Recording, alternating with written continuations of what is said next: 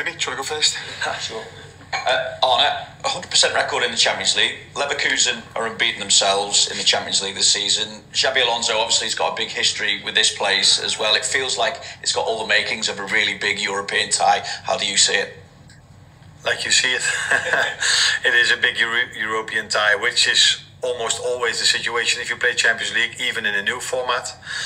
Although there might be maybe 1 or 2 or 3 teams that are not as known as all the other teams that are in the competition. But definitely for all the reasons you say, maybe mainly also because what Xabi Alonso did for this club, especially in Europe as well. But maybe more because of how he manages Leverkusen, how strong they are as domestically as in Europe. Last season they were incredible, of course. This season, in my opinion, they're still the same, just as good, but a bit more unlucky when it comes to results. So a game to look forward to for many people who love this game. Obviously, we were worried when we saw Konate go off at the weekend, but he trained today. How is he, and is he likely to play? Yeah, he's available to play, and I think also completely recovered. So there is no issue for him not to play because of what he had. Then it's up to me to make the decision if he plays or not. But he's in a good place. The other issue after Saturday's game was something that Mo put out on social media. He did obviously celebrate the win and the fact that the club is back at the top of the Premier League, but he also finished by saying, no matter what happens, I will never forget what scoring at Anfield feels like. Now, one thing you could read into that is that it's a hint about his future, where his contract talks are going. So we've not had the opportunity to speak to Mo. Have you? And what insight can you give us as to his message behind that? Yeah. So that was a long question. And you interpreted it in a way maybe other people don't. I don't look at the Instagram posts of my players. I only talk to them, which you can't. So that is the advantage I have. As long as Tony keeps hiding them, and then you can't talk to them. Mo is in a very good place at the moment. As long as he's been here at Liverpool, he's been in a very good place. But this season again as well. So I'm hoping he can post. If it was a post, you said? It was a post. Okay, I'm hoping that he will post one after tomorrow and on Saturday again. And what he says with that is for me not important. The only thing that's important for me is how he plays and what he tells me when we have conversations, and that's what matters, and not how you guys interpret one of his posts. Just to push you a little bit further though, do you feel it is a reference to his future being away from Liverpool after the season, or can you say to us that it's not a reference to that? Then I should have spoken to him about what he said, if that was a reference or yes or no.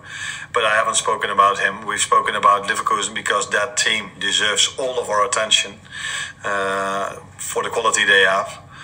And so no, I think he's out of contract in the end of the season, and Virgil said something in the press, and now he has a post which you interpreted in a certain way. This will probably continue for as long as their future is not clear yet. But in the meantime, let's hope that they bring in performances like Mo had and Virgil had as well during the weekend. Anyone next? Oh. He gets help. We know Leverkusen are an outstanding team in possession, and this has led to some teams this season, like Leipzig, playing more man for man out of possession against them. A lot like Atalanta did in last season's Europa League final, very successfully. How important will your out of possession play be tomorrow? Very important, because football is played in two moments. It's either you have the ball or you don't, and if you play against strong teams, which Leverkusen is one of them, Liverpool as well also though, you need to be good in both sides. Unfortunately, we were poor in the first half on both ends. We were poor with the ball, we were not as good with the ball, and we were quite poor without the ball against Brighton, which is a team that can play out from the back really good as well. So that shows us that we need a performance like the second half, because Leverkusen, in my opinion, before we play them, is at least equal to Brighton when they have the ball. So we need a much better performance than the first half, and we need an equal performance like the second half. Hi, Arne. My question kind of follows on from that, actually. You mentioned post-match that you wanted Liverpool to start with the same intensity in the first half that they did in the second and get the crowd energised. But we've noticed in recent games that some teams have maybe taken advantage of the more aggressive press, like leaving players out wide in between the wide forwards and the full-backs to utilise the space. How important is it to strike a balance between maybe what the crowd want and then maybe what the opposition don't want, particularly in a team like Leverkusen who have such great wing-backs like Ronaldo and Frimpong? Yeah, but they have more than only great wing-backs. They have 11 very good players on the pitch. I think what the crowd wants is what I want and what our players want. We want to have control of the game. We want to be very aggressive without the ball. Maybe if we are not as aggressive, or that then we are sometimes a bit too high, we still want to try. But if you're just too late or a fraction too late, or you open a certain lane, then they can play through you. The good thing is that I always see my players running back really hard to prevent the other team from getting a chance, because although I felt, and I think we all felt this, that Brighton was the better team in the first half, it wasn't like they had 3 or 4 open chances from open play. I think if you look back at it, we got the biggest chance maybe in the game in the first half, with Darwin Núñez. So that also shows me that even if they play through our first press, we are still able not to concede that many chances. But ideally, it's not only preventing them from playing through your press, but by having a very good press, you can also create your chances. It's probably something you know really well here at Liverpool. So that is also the reason why we want to press that high. But then, yeah, against good teams like Chelsea, like Brighton, and like Leverkusen, you cannot have 1% less than, for example, the second half intensity we had. Yeah, buddy. Cost at the front. And just to go back to Mo for a couple of seconds, he's obviously 32 now, be 33 before the start of next season, but given the dedication and the professionalism that you see from him, how much longer do you think he can continue at the level he's at the moment?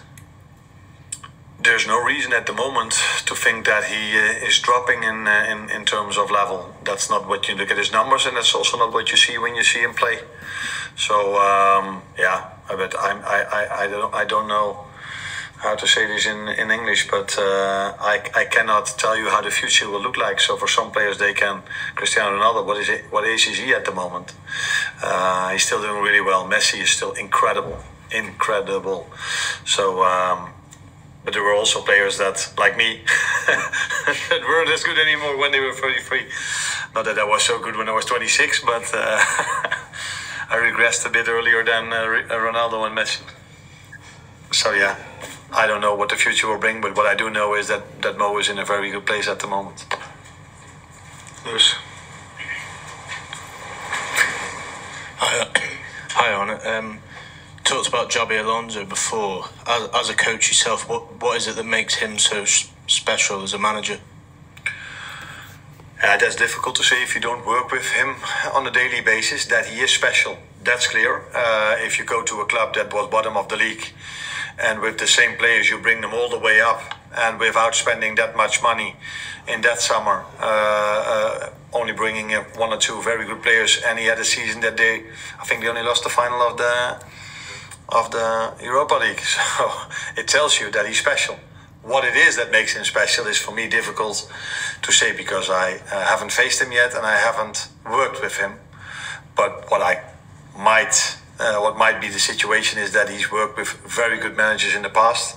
He was a player with an incredible insight in the game. He knew when to be where, and he played at the highest levels. So he also probably knows and understands how these players feel in certain moments. So that probably all contributes to why he is such a good manager. But what makes him exactly so special, the best way to find that out is talk to the players he worked with, and I haven't done that yet.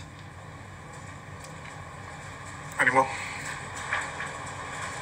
Last one over here.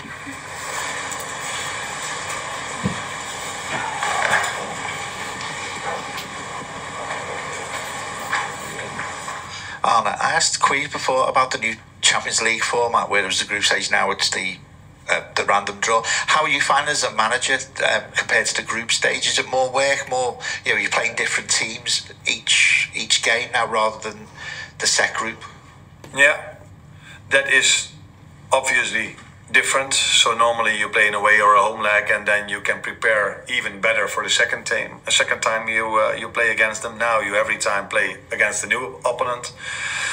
That's in some situations, because every pot has some very strong teams and some pots have maybe not the same strength. So you can be a bit lucky with the draw, you can be a bit unlucky, and then it has to do with which teams do you face at home and which one do you face away from home. So the first thing I would say is maybe it comes a bit more luck into ending up high or low. On the other hand, if you play 8 games instead of 6, normally when you play more games, luck is being ended up somewhere in the middle. And what I always said till now, ask me after 8 games or after this season, it's a better way to judge this format than at the moment. The only thing I like as a person that loves football is that on every evening I can switch to a game that is really a nice one to watch. But that's not where I'm here for at the moment. But on Wednesday evening, I will definitely find a game that I'm looking forward to. And hopefully the people look forward to Leverkusen tomorrow. And we don't let them down. Hold on. Thank you. Yes.